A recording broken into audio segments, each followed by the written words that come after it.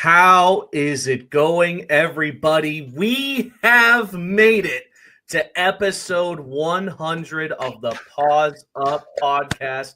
Bust out the champagne bottles, get your celebrations going. We have made it. It's been so long since we've began the show. We've had so many amazing guests over the years. So to finally hit triple digits on the show, it's a dream come true for both of us.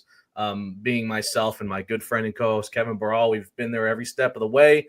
And before we get going, just quickly, thank you all for all the support, for everything we've done to get up to episode 100. The fact, we can call ourselves the official pod of FIU Athletics. It's amazing.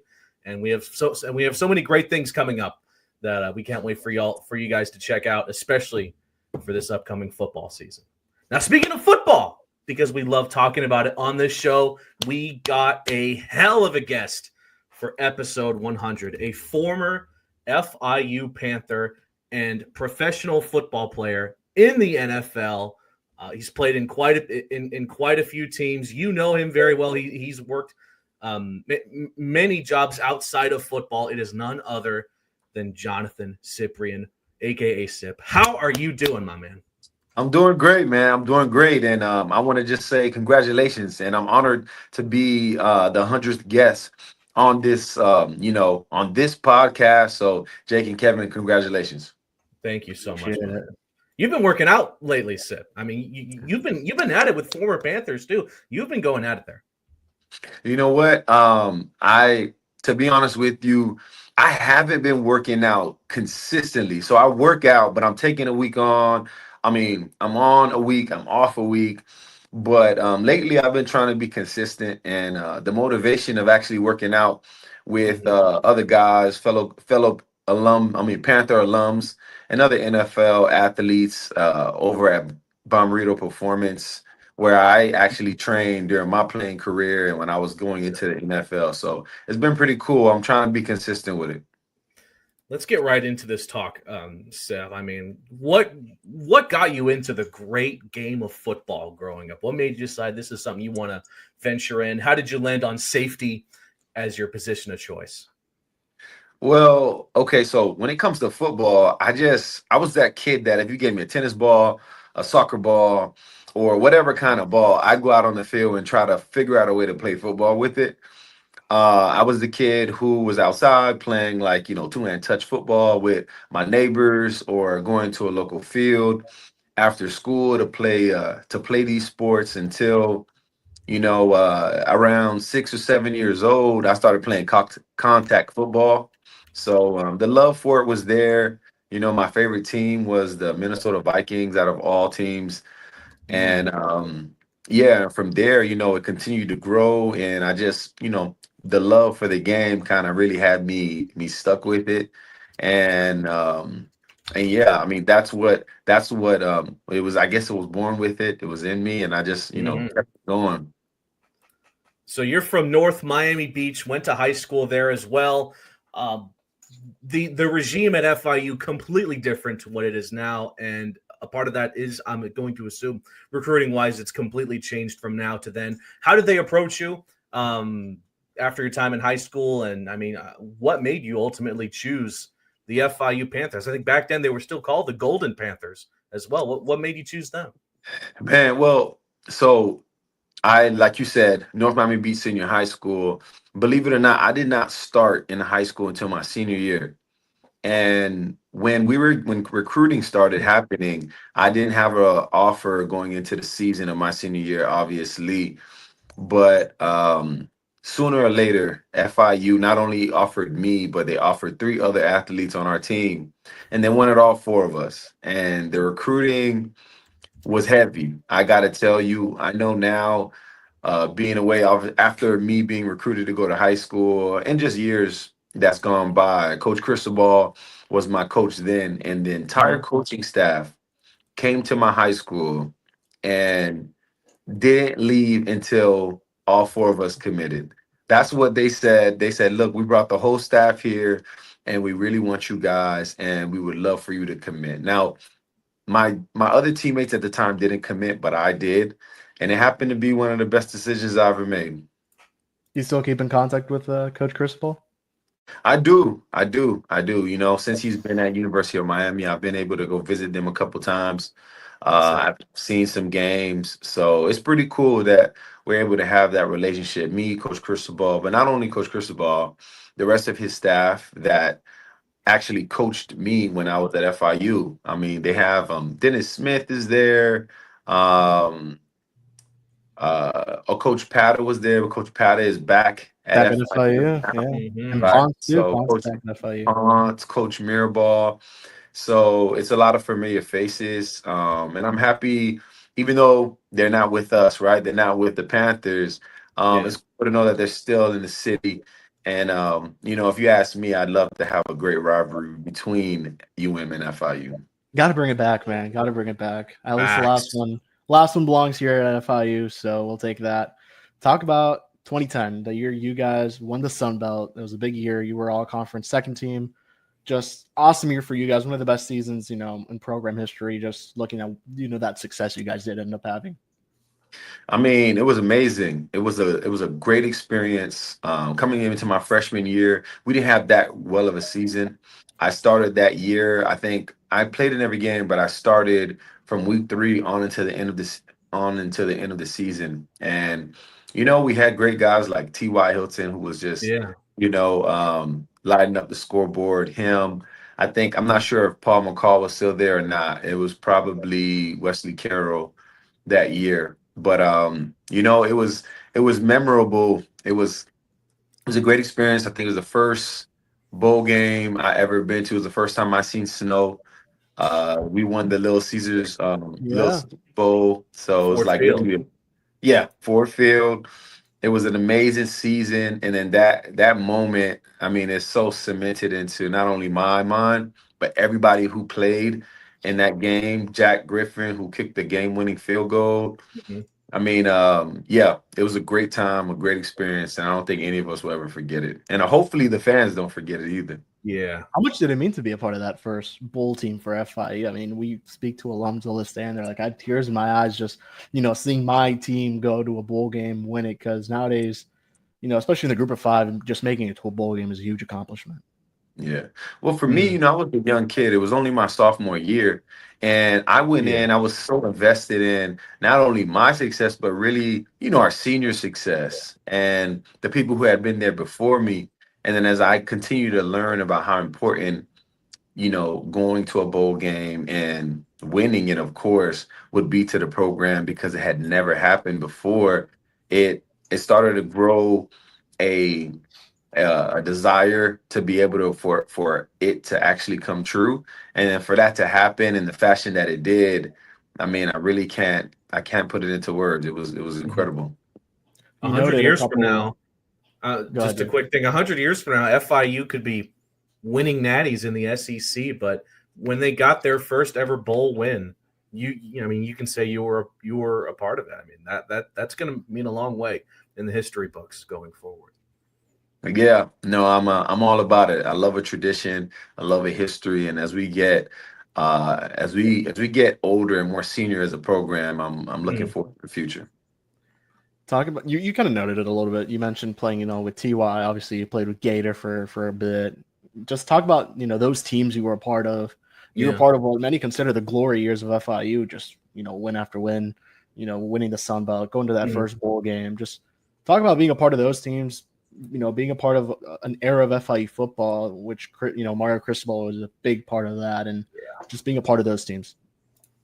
It was awesome. It was cool because at that time I was actually able to look at people like Gator, look at people like Ty, Yeah. and really understand what the standard was at FIU. What was the standard to be a great player there? And I think it's very important.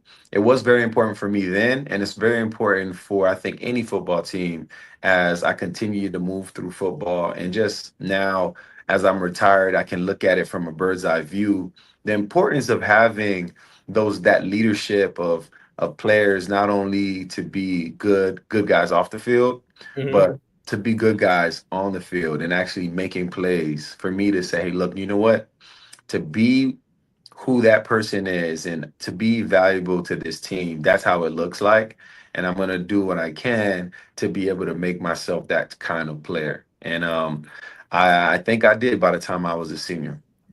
Something I've always wanted to ask a player on this show is their time they spent during the Reese's Senior Bowl, which you actually happened to be a part of. Being in a game where everyone around you, including yourself, is vying to impress NFL scouts in attendance, like your last chance before to play in an actual game before your professional career. How much pressure was there on you to make sure that you looked and played as good as possible in front of the football world? I mean, the pressure was enormous, but I could care less about the pressure. I knew what I was going to do. I was very confident in myself. And to me, it was more of a platform. Okay. And let me tell you something. Before that Senior Bowl game, I had because in the Senior Bowl, you wear your college helmet, but everybody has the Senior Bowl uniform, like jerseys and pants. I was on that bus, and we're pulling up to the stadium in Mobile, Alabama, for the Reese's Bowl, and I start crying. I'm like, man, this is the last time I'm ever going to wear this FIU helmet. And I just knew that when I went out there, I was going to do everything that I could to make sure that it was going to be a good impression the last time me wearing that helmet. But when it comes to that Senior Bowl, it's not really about the game. It's really about the entire week leading up into that game. And for one, I was brought on to the Senior Bowl on the north side. Now, there's a north and a south. So the south side are the teams that is pretty much a collection of the teams on the south side of North America. And obviously, the north side is supposed to be a collection of the north teams in America, in North America. Well, I found myself on the north team. And I was on that team because I was pretty much squeezed in, right? I didn't fit in the South team because I guess apparently, there were other safeties graded higher than me or whomever makes that judge. But I'm very thankful to the Reese's Senior Bowl and everybody who had a choice or had a part in selecting players to be on this team, because when I got my invitation, from the day I got it at my house, I had a mission and a mindset that when I went there, I was going to do everything I could to be able to show everybody what I think I'm capable of. And long story short, I went to the Senior Bowl and I left the Senior Bowl with the defensive player, the MVP of the defense for the Senior Bowl, right? Coming out of FIU, leaving from the Sun Belt Conference, I was given that prestige honor. So it was a great experience. Kind of off topic here, but how complicated was it to play in a football game where everyone's helmet is completely differently? How did you struggle to kind of recognize your teammates at some points in the game because everyone was rocking a different colored helmet? No, you know what? It's really the jerseys. The jerseys is everything that you needed. And for myself, playing safety, just looking everything downhill. I mean, it was not a problem whatsoever. All right. I have the photo right here. Oh, you got it? Uh-oh. I found a photo of Sip on Team North. Yes. Those jerseys were clean too. Oh my gosh. Yeah. So look, let me tell you something. So I went to the Senior Bowl and they gave me number 37. But when you go to the Senior Bowl, they usually give you the number you played in college. Okay. Well, they gave my number to a different player and they gave me 37. So it just gave me more fuel to the fire. Love it. And when I went into the NFL, the Jaguars came to me and gave me 3 options for numbers that was available: 26, 37, and like 41. And I just knew God just sent that number 37 down for me, because how do I get offered the number 37 when I just played in the number 37 at the Senior Bowl, That's amazing. So I took it as a sign, and I've been rocking number 37 ever since. Hell yeah. Love it. So, Sip, you were the highest player at the moment at FIU, who, highest draft pick, second round, first pick number 33. Take us through that moment. You got the call that you were going to be heading to the NFL. You were the highest draft pick in program history. When did you find out you were the highest, draft pick at FIU history at the moment, in that moment, just what was that like?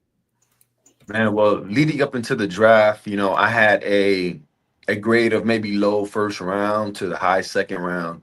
And the morning of the second day, which was the second day of the draft, you know, I thought that I would probably end up going to Cincinnati or Philadelphia. This is what my agent probably told me. We had Jacksonville, obviously the first pick, but we didn't know if they were going to move with me, going forward with me. And all I remember is my agent rushing me to get into the room to say, hey, look, things might be moving faster than we thought. So I rush into the room, I sit down, and I end up getting a call. And I speak to Gus Bradley and Mr. Caldwell at the time about me being the next draft selection. And I tried to keep my composure because I was speaking to my new coach and the owner of the team, Shad Khan, who's a great guy, great owner. And yeah, as soon as I hung that phone up and I knew that everything was settled, I communicated like I wanted to. Man, I just started going crazy, hugging my family, shaking my dreads, and just wanting to just party and celebrate with everybody as they were so happy with a lot of family around me. Man, Wait, so were you in attendance or were you like still at home? No, so I wasn't in attendance. I didn't get invited to the combine, unfortunately. And I was at home. So what we did was we rented out a space in a hotel called the Soleil.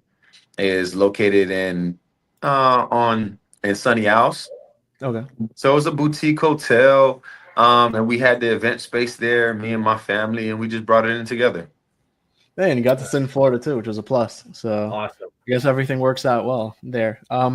That began a pretty long stint with the Jaguars. You put up really nice numbers. Just talk about that experience with them playing in Florida and your home state, your relationship with Gus Bradley and just the organization.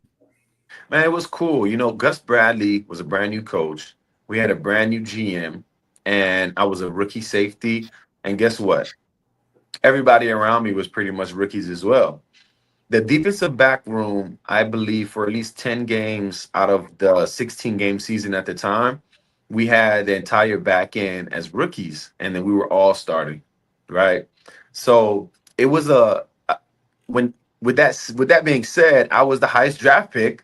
So, and not only that, I was just the leader of our guys. And if you can imagine, you have a rookie class of defensive backs, or not even just defensive backs, but a rookie class as a team overall, as they were in a rebuilding stage.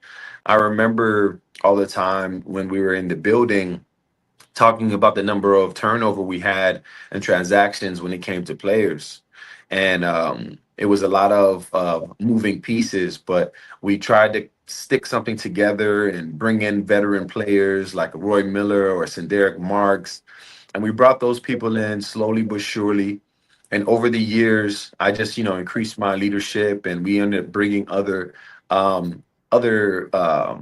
support through free agency, like Sean Gibson. And you know what? From the beginning, we had definitely struggles. All the way to the end, little ups and downs. But I think right as I left there and I went to the Tennessee Titans, which was another team that was up and coming, a lot like Jacksonville Jaguars, I was able to go to my first playoffs, and Jacksonville actually went to their first playoffs as well. And funny thing about that, so the Jacksonville Jaguars, they went to the third round of the playoffs and played the Patriots. They did. But before the Patriots got to the third round, they were playing the Tennessee Titans, the team that I was on, in the second round, right? So they beat us, but had we beat Tom Brady and the Patriots, we would have been playing Jacksonville for that championship game before going to the Super Bowl. So, yeah, that was the experience. That legendary graphic the NFL put out with Brady, Bortles, Foles, and Keenum all like in the conference championships, that was amazing. I still remember that graphic.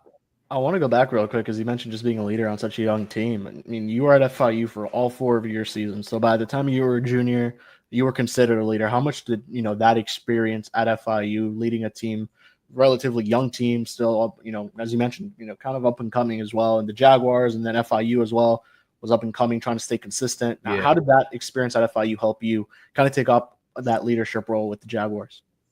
Well, to be honest with you, it was more of the same, right?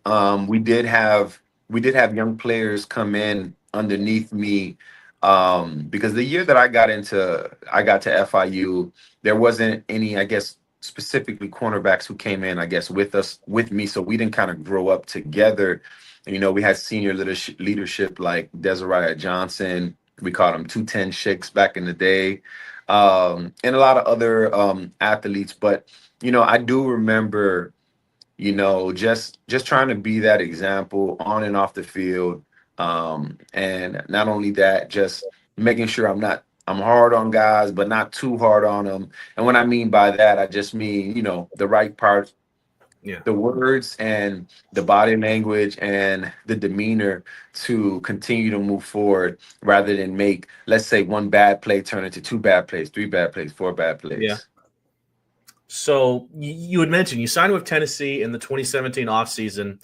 It also happened to be when, like you'd mentioned, Jacksonville became a Super Bowl contender when Saxonville was formed. Now, obviously, business is business, and you talked about it. You reached the divisional round as a Titan, but looking back, is there any regret about kind of missing out on being part of one of the most memorable defensive units of modern day football in Saxonville? Well, wait a minute. I was there for Saxonville, okay? Like I said, I built that team. Okay, what I'm saying is, my man Scooter, he was number 55. He was an outside linebacker for us, great player, and he created that name, that Saxonville. Okay. Really? I hope he copyrighted that, because I hope so too. When I tell you, like, literally, he created apparel. We had little things. They really took ownership of Saxonville, because, I mean, think about it. When you think about the NFL or the position of defensive lineman, let me tell you, all those guys want our sacks. They'll worry about the running back on their way to the quarterback. That's exactly how defensive linemen think, unless you're a nose guard, maybe. But you know what? To answer your question, seeing the Jacksonville Jaguars do so well, I was happy for the players like Allen Robinson, Allen Hearns, Blake Bortles, the friends I had on that team. I was happy for them and the success that they were having. But I got to be honest with you. If I wasn't successful at Tennessee, I would not have been as happy or as okay with it. Not too many things yet to me. Maybe it's a defensive back mindset where, going to the next play, I don't kind of harbor on a lot of things. But once we got to that playoff round, right, where Jacksonville, and Tennessee Titans, we both were in the playoffs. I think that's where things really felt special. And I didn't have too much of a sore spot for myself when it came to being actually on the Jacksonville Jaguars, because I was in the playoffs too. This is where I wanted to be, and I felt like my work I did in Jacksonville came to fruition because I still made the playoffs, which was the goal when I got to Tennessee. So I was able to sleep at night because of that. Now, with that being said, if Jacksonville won the Super Bowl, that would have been. Now, we would have had problems. I would have told Shah Khan I need a ring.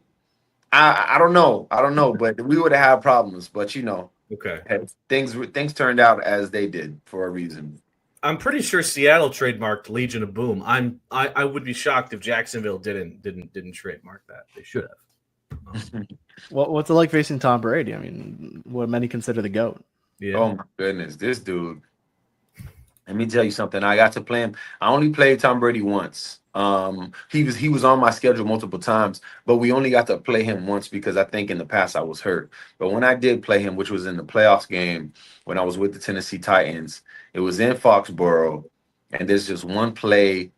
There's a few plays that stick by me. One thing I can tell you about Tom Brady is He knows exactly what the defense was in, and he just put his offense in the correct play to beat it. Right. I remember, I think he was on the 20-yard line and they were moving in.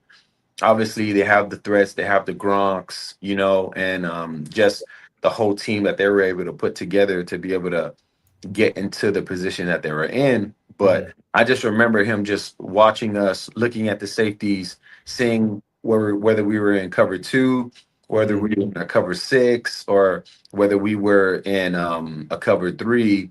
All of these defenses are a little bit different, but one is more pass protection and the other one is more, I guess, run stop. So he would literally be looking up, changing the play, running the ball, looking up, changing the play, running the ball, looking up, changing the play, passing the ball, all the way down the field. And it's kind of hard to stop that with us not having the ability to change the plays as he was, right? Well, that's one thing I would tell him when it came to Tom Brady, was just his mind and how he was able to put his team in the right situations. Now, this story I'll tell you about Tom Brady is what I remember from him. It was 3rd down. We were in a blitz, and my responsibility was to come down and cover the blitzing defender. So we have a blitzing defender coming off the right side of the field. I would come into that zone to be able to replace him. And as I'm in this zone, I have no immediate threat. At this time, Tom Brady is kind of, we have Saxonville chasing him, and he starts to roll out opposite from where I was covering. And again, I had no defenders in my area. Well, I decide to be able to pressure the quarterback. So from the right side of the field, I go to chase him down. And as I'm chasing him down, he's looking over the area that I had just left. Right. So there's a receiver that started on the right and he's just running, trying to get open. And there's a defender on him. But literally 2 seconds before I tackle him and shove him to the ground, he throws the ball. I hit him to the ground. We both look back to see if the ball is going to be completed or not. And Amendola, I believe, catches the pass for a 1st down. Oh, man, I look away from the play. I take a look at him, and as he's getting up, he winks at me and goes back to the huddle. Yeah, when I saw that, I was like, "Oh man, no, this is different." That's bad. That was that was a bad one. But that's a memorable thing. Unfortunately, I was on the wrong side of a player versus him, but that's the GOAT, and I'll give him his flowers. Yeah.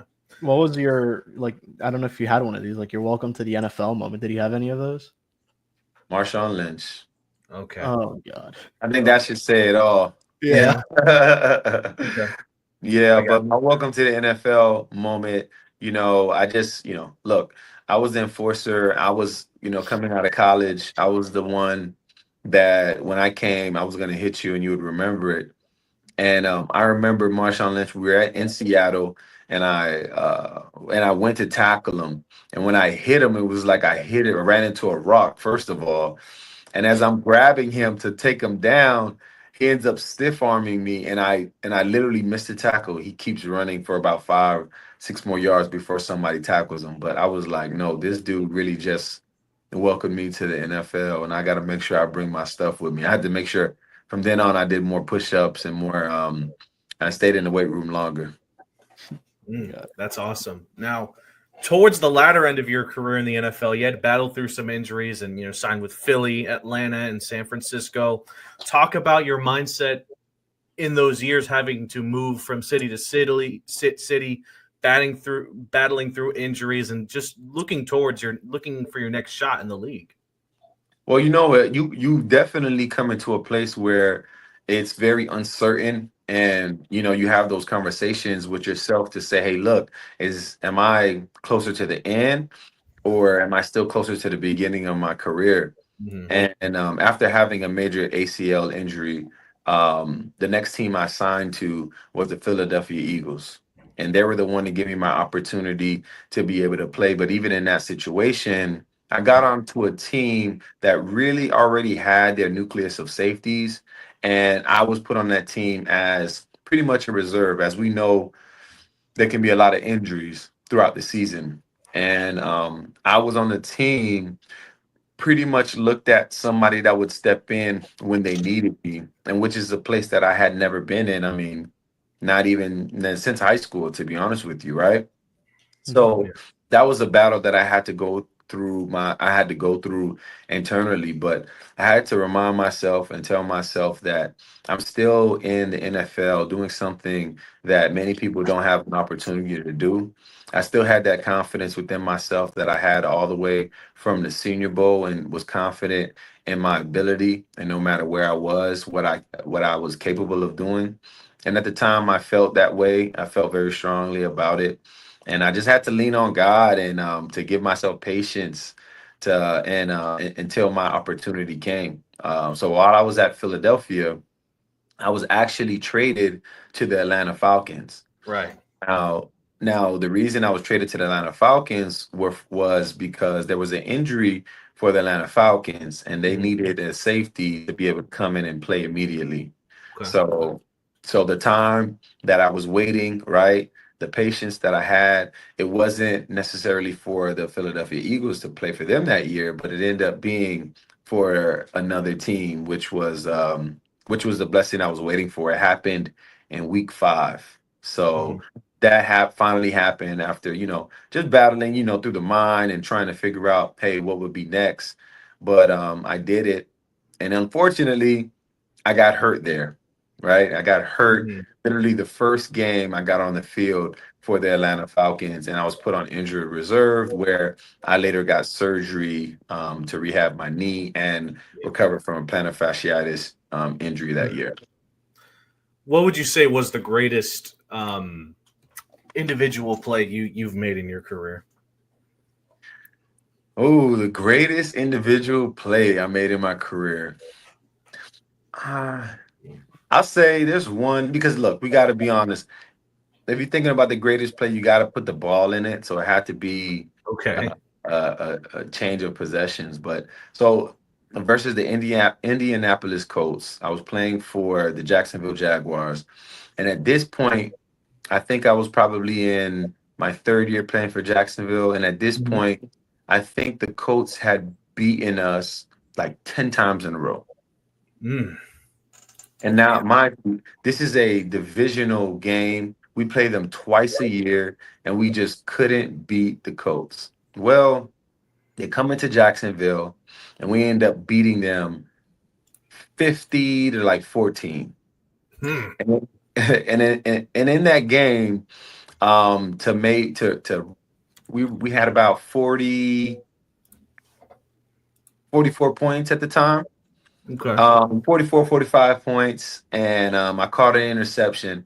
And on the 51-yard line, I caught an interception, and I took it back 50 yards, 1 yard away from a touchdown. Oh, Damn. So that's why I say I'm not sure if it's my best play, but that was sweet. It was a game that it meant a lot for Jacksonville, because it was kind of like, hey, look, we're fed up about this, and I can tell our coaches intentionally scored as many points as they could. So that was a great win, and very memorable. Now, outside of that, this play, or this game in general, wasn't a change of possession. It wasn't an interception, but it was just a defense that I did. This is when I was playing for the Tennessee Titans, and we made it to the 2nd round playoffs in 2017. And it was 1 or 2 plays that made a big difference. Alex Smith was the quarterback for the Kansas City Chiefs. We're in KC. It was January, so it was cold. And I remember just that game, my coach, Mike Mularkey, told me, he looked at me and said, hey, Sip, do you know that when it's cold outside, the hits that receivers and running backs take, it feels even harder? And you remember, I was a kid who didn't see snow until the Little Caesars Bowl in 2010. So I didn't know that. But I messed around and found out that game. I I made pivotal hits in that game that dislodges the ball several times, and actually the last possession for the Kansas City Chiefs to be able to take a strike for the end zone or actually a first down. It was 4 verticals, which means all receivers went straight. And I think we were in 2-man, and obviously it was my responsibility to protect the end zone. Alex Smith threw the ball, a great ball, and as I was running for the interception, the receiver literally got there at the same time, and I just, instead of going for the interception, I hit the receiver and dislodged the ball for us to be turnover on downs and for Marcus Mariota to nail the ball and for us to go to the second round playoffs, which is where we played Tom Brady and the Patriots. Yeah. But that was a great game, and it was a great moment because I was able to, seal the deal for that game. Right. Those are some amazing stories. I tried to find the clip of the interception. I could not find it. Maybe you can have some luck, Kevin. But in the meantime, I think it's time for a quick news break, Kev. What do you say? Let's do it. All righty. Here is my news break where we take a quick look at all things FIU athletics and just FIU in general, a special 100th edition of Newsbreak. Let's start with FIU beach volleyball. Head coach Terry Del Conte has informed her team that she will be stepping away from coaching to focus on her family. She served as the head coach of the Panthers for 2 seasons and helped them reach national status. FIU AD Scott Carr wrote, quote, "Although we hoped she would continue as our head coach, we understand and respect her decision and desire to prioritize family and wish her the best," end quote. Moving on to FIU track and field, standout thrower Michael Valentin was named the 2025 Conference USA Field Athlete of the Year. The Apopka native recently earned first-team All-American honors, qualifying for the finals in the discus at the 2025 NCAA Championships. She becomes the first ever FIU track and field athlete in the Conference USA era to win an Athlete of the Year honor, so congratulations to her. Finally, we have some positive FIU news as Florida International University was the highest performing public university in Florida in 2025 based on the state's incentivized funding model.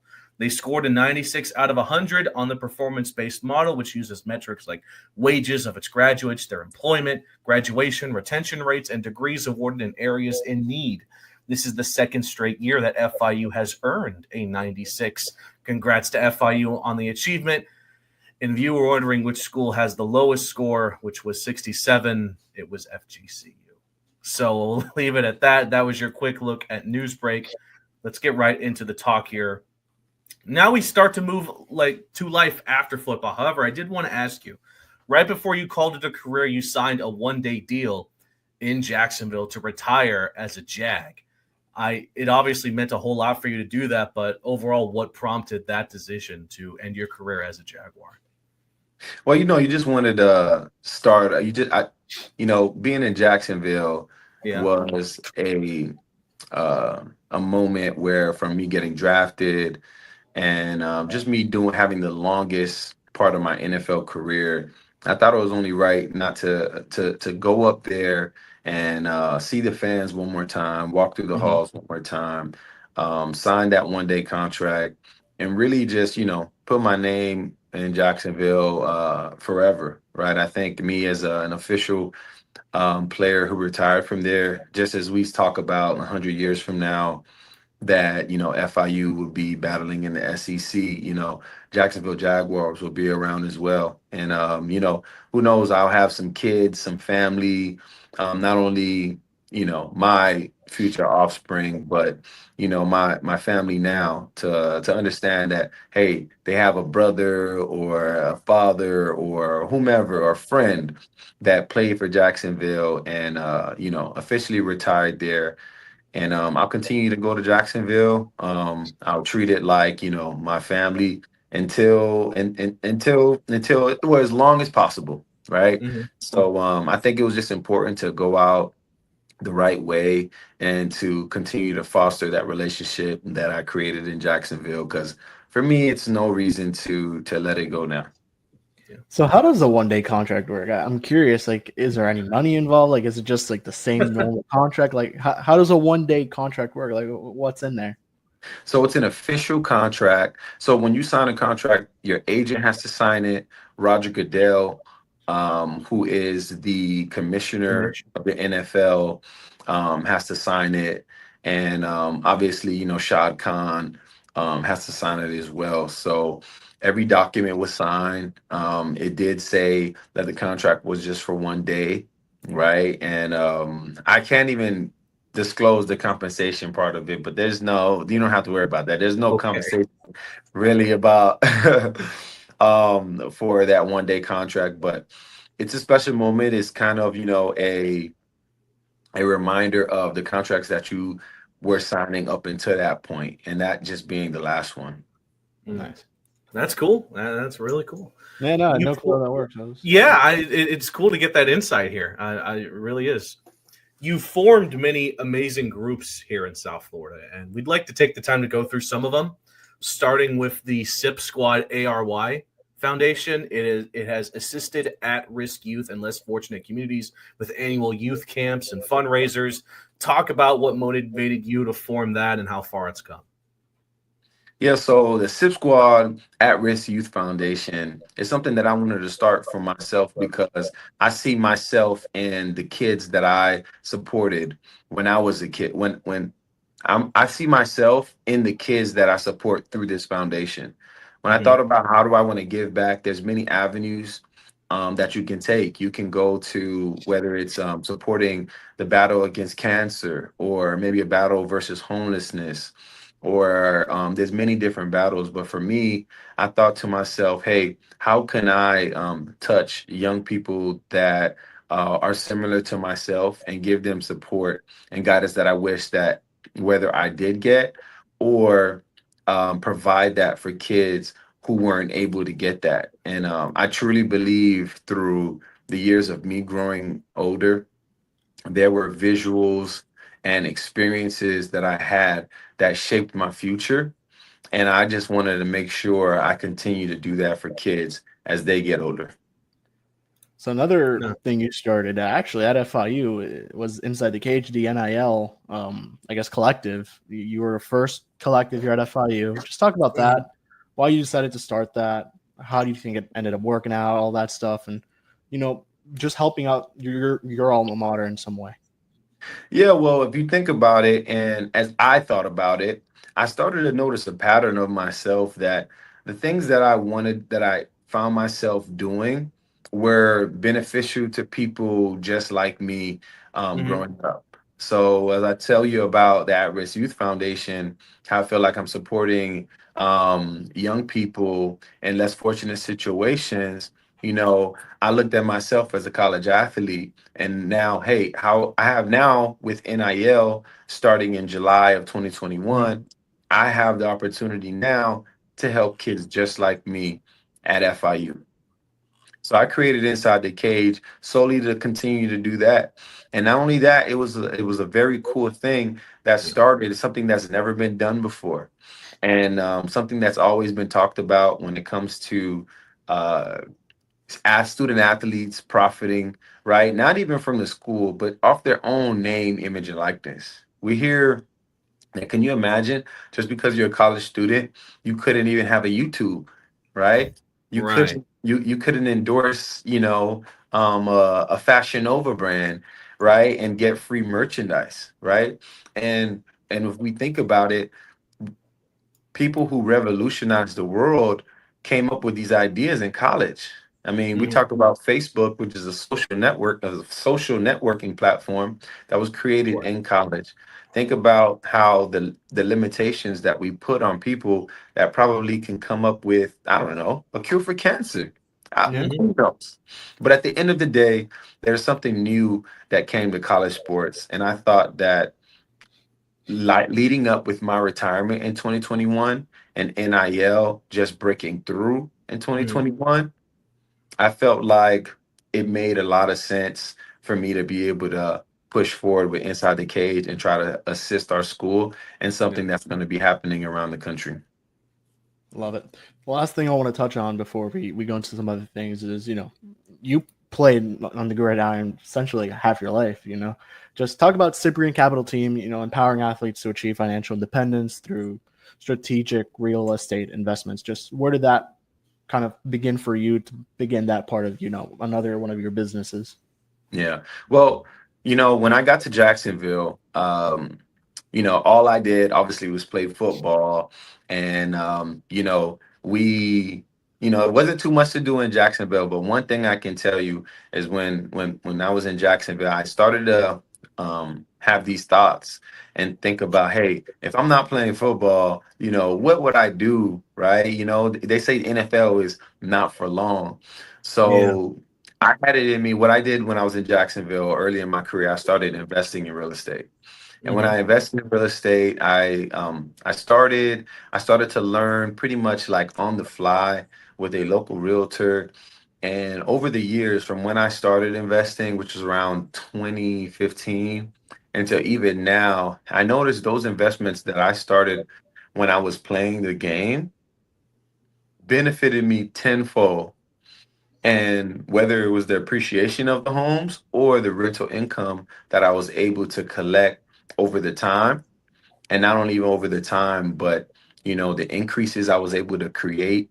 And when it comes to that rental income and having rental properties and having a management team to take care of it, where I didn't have too much to worry about, it turned out being one of the best decisions I've made because it was able to supplement my Mhm. income that I was no longer making in the Yeah. NFL. So again, this is something that I did without knowing and without putting the pieces together. I thought if I was able to do it for myself, I would love to do it for people just like me, for people who are in the NFL and for people who are making, they're making some coins, but maybe aren't too confident in investing it in other places, right? Or investing it, Mhm. period, without maybe the guidance of a financial advisor or some sort. So because Yeah. I did it and I walked it and I'm confident and was able to see the results. The other thing I wanted to touch on is just like how in touch are you still with, like, do you still keep tabs on the football team at FIU? Like, do you talk to Willie Simmons? What are your thoughts on, that hiring, what he's been able to do so far? Obviously, you see your former coaches, Ponce back um, at FIU. Just what have been your thoughts on that? And just your thoughts on the team so far going into 2025. Well, I've definitely been tapping in when it comes to, like you said, Ponce, Anthony Gator. A lot of my either older coaches or teammates are there, and I actually go and visit the players. I love to see them, do their things. And when it came to Inside the Cage, I made a relationship with a lot of the young players that I actually represented before, we dissolved that company. But I definitely am keeping tabs on them. We're always keep tabs on FIU, no matter what we are, whether we're there or not. It's a thing. It matters to me. I know it matters to the football alum that I played with. And when it comes to Willie Simmons, I'm excited. I think he knows how to play football. He knows how to coach football. He's done it. He's been a winner. He is a winner. He has a mentality, and I think he has the right recipe for what it is to foster a good team. So as long as we're able to do everything that Willie needs in the back end to support him, I think they have nothing but success in their future. I'm curious. You faced Willie, I want to say, back when he was at Middle Tennessee and you were at FIU. What was it like facing his offenses with the Blue Raiders, if you recall that? Oh, well, I got to be honest with you. I couldn't tell you if I knew he was, well, if he was coaching there. Was he offensive coordinator? Was he a position coach? He was an OC. He was an OC at Oh, MTSU back when you were there, back when you were at FIU. okay, okay. Well, hopefully he remembers me real well. Hopefully I was giving him hell. There we go. That might be a great talking point close when we get closer to the season here. But look, Well, but I got to tell you, Middle Tennessee was kicking our butt back in those days, though. I they got to were. be honest with you. I mean, no, as it's when I became a senior, and did we lose? My junior and senior year, things were different, but early on, yeah, Middle Tennessee, they had a quarterback. that was just very hard to stop back in those days. So I couldn't tell you the exact years as far as where Willie was or where we was, but we got to look at the record, I guess. Hey, and that backup quarterback for the quarterback you were referring to is Nick Coleman, who's now the OC. So they have their couple MTSU That's amazing. bloodlines Amazing at FIU now, which is pretty cool. But Sid, before we go into some rapid fire, I know you did some ESPN Plus stuff, calling some of the FIU games. What was that experience like? Being able to call games for your alma mater. You know what? That was pretty dope. It was something that I definitely wanted to experience and experiment with to see how does it feel, how do I feel there. And it was pretty cool to be able to be up there in the booth and talk about those players. And when it comes to them making the plays on both sides of the ball, just being able to analyze it and point out things and help people who are watching the game understand what they're watching just a little bit more. Hopefully I was able to help people understand the game. And it was exciting being the voice behind these huge plays that were made on the field, and for them to get replayed and for my voice to be in the background was pretty cool. Alrighty, Sip, let's get into some fun rapid fire questions to start to close up shop here. Who was the funniest teammate you can recall when you were playing for FIU football? Oh my goodness. Oh man. This guy, you know what? Junior Delpy. Okay. Junior Delpy for sure. Him and we had a Tyrone. Dang, Ty. It's gonna kill me. I'm gonna remember him later. But that was another guy. He was a very very close runner up. But Junior Delpy, we actually came in together in 2013, and he was a tight end. He played. He was a fifth-year senior, but man, to this day, he still has me cracking up. What was your favorite FIU uniform you wore? The favorite FIU uniform had to be the all blue. It was Adidas, like a dry fit feeling. When you put the jersey on, it stretched, just perfect. I loved the all blue. I loved it. What was your favorite NFL uniform? You were around. You were around for the Jacksonville when they had the crazy two-colored helmets with gold and black. Those are some of the weirdest NFL uniforms I've ever seen. But what was your favorite actual NFL uniform? Oh man, well listen, man, I have to wear those helmets, man. Come on now. But you know what? My favorite uniform, it had to be in Tennessee. Tennessee, and you know what? I think I'll go with either the all baby blue was nice. Yeah.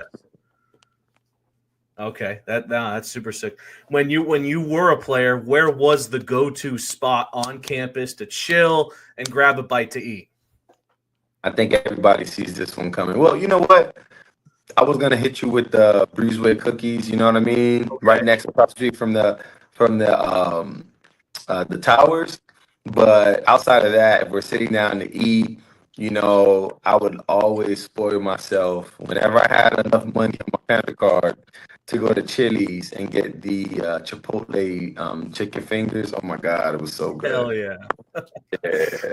That's been the popular answer though. Chili's amongst the football team. Kewan gave us that one. We had Julius Pierce on. He gave us that answer too. So you're not the only football bloodline, at FIU saying Chili's there. But what's the craziest or like most noticeable difference for you from when you played at FIU from what you're seeing now on the field? Or it could be, obviously NIL is the big one, but it could be just facilities, uniforms, whatever it may be. What's the biggest difference that you've seen, from when you played to what you're seeing now from FIU? I mean, the last time I was, I was actually commentating a game, I think, and they had Lamborghinis on the sidelines when they had the Vice City jerseys. That was kind of crazy. I'm like, wow, this is what's going on. And not only that, is the overall campus and how it's grown. There's more student housing. It's turning into more of a community at FIU. It's getting larger, and that's exciting to see. We have a new locker room The locker room was last renovated in 2009 because when Yeah. I got 2009 2010 when I got to FIU, the stadium was just built Yeah. or being built in the middle of being built. So the locker rooms are done. So I think I just gave you three few ones that I think is Yeah. gonna change it since I've been there. Where did the love for snorkeling come from, Sip? Man, you know what? I went on vacation one day. I went in the water and I literally ran into like a school of dolphins. Wow. I even heard the dolphins doing that that little like communicating with each other. You know when you learn about how dolphins communicate going back into elementary school with these like sonar whatever. It was it had to be like 60 of them. I was in Hawaii. I went snorkeling. I mean the water was so refreshing and I didn't want to get out the water. Since then, I mean I fell in love with it. All right, Sip, you've been an amazing guest for us to celebrate episode 100. We appreciate it, but I got to hit you with one more question here. If you have anything you would like to say to the fans, to FIU, to anybody in particular, the floor is now yours. I'd like to tell everybody who's listening right now that FIU is going to be as great as we make it. Though they can have the leadership, the coaches, the players, we're going to need us as alumni, as a fan base, as just supporters, as graduates, to be able to go to the games, show up, wear your colors, cheer on the team, buy tickets. If somebody calls you, maybe for a small donation, maybe do your part and contribute because no great thing is accomplished alone. So we need everybody to do it. And I look forward to seeing you guys there and us seeing FIU at the very, very, very top athletically. But let's do it. You see that jersey back there? Come on. I love Yes. that. Let's go. Already, Sip. All right. Again, thank you so much for spending an hour with us, man. Thank you and congratulations on the 100th episode. You guys are killing it. This is a testament to you guys' hard work. And you know what? There is success and consistency, man. So you guys keep going. We Appreciate will. it so much. The road to 200 is going to be amazing. So can't wait for that. But again, thank you, Cyprien, for Kevin and I. Thank you to everyone who's been following us every step of the way. We have so much awesome stuff ahead of us. We can't wait for you all to see. But until then, I think it's time to say, Paws Up! I love, baby.